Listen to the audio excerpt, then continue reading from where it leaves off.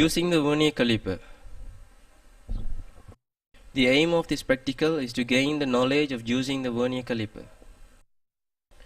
The apparatus needed are a Vernier Caliper, test tube and hand lens.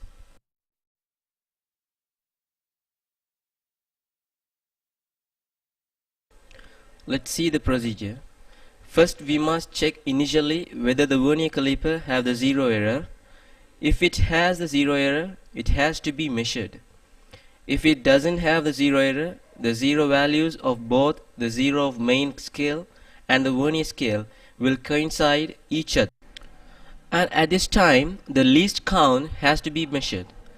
Then the external diameter of the test tube is measured by the external jaws of the Vernier Caliper. Then the internal diameter of the test tube is measured with the help of the internal jaws of the Vernier Caliper.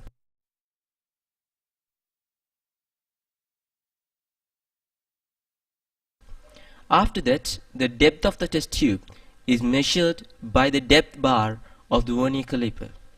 The external and internal diameters have to be measured 2 times as each one is perpendicular to each other. Through this practical, we have gained the experience of how to measure the internal and external diameters and the depth of the test tube using the Vernier Caliper.